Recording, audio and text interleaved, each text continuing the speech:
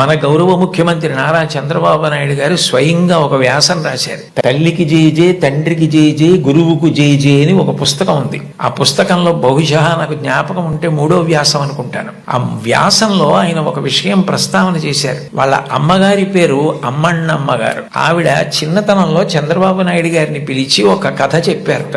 ఒరేయ్ నాన్న, మనిషి కష్టపడాలి. ఎందుకు కష్టపడాలో తెలుసా?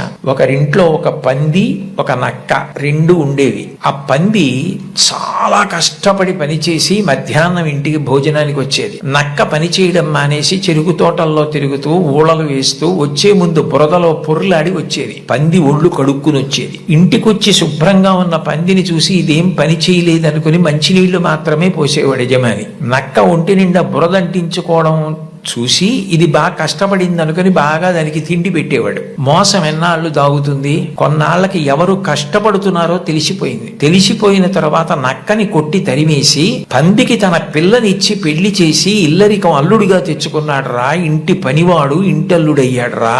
కష్టపడిన వాడు వెనక్కి తిరిగి చూడడు జీవితంలో. కష్టపడడం నేర్చుకో అని మా అమ్మ నాకు చిన్నతనంలో చెప్పింది. మా అమ్మ చెప్పిన కథ నా జీవితానికి దిశానిర్దేశం చేసింది.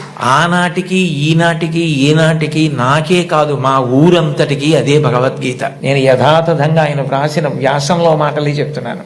ఆ మాటలే నాకు స్ఫూర్తి. ఇప్పటికీ కష్టపడడం నాకు అంత సంతోషం. ఆ కష్టపడడం అన్నది నేను మా అమ్మగారి దగ్గర నేర్చుకున్నాను. ఆ కష్టపడే ఇవాళ ఈ స్థితికి వచ్చాను. నేను ముఖ్యమంత్రినైనా మా అమ్మగారు మాత్రం మా ఇంట్లో గట్టిగా 3 రోజులు ఉండడానికి ఇష్టపడేది కాదు. మళ్ళీ వెళ్ళిపోయి ఆ నారావారి పల్లెలో తెల్లవారి 5 గంటలకి లేచి గొడ్డు గోద పొలము పనులు అవి చేసుకోవడం, ఆ కష్టపడ్డము ఆవిడికి ఎంత సంతోషము అని అమ్మగారి ప్రేరణతో తాను ఎంత వృద్ధిలోకి వచ్చారో వ్రాసుకున్నారు.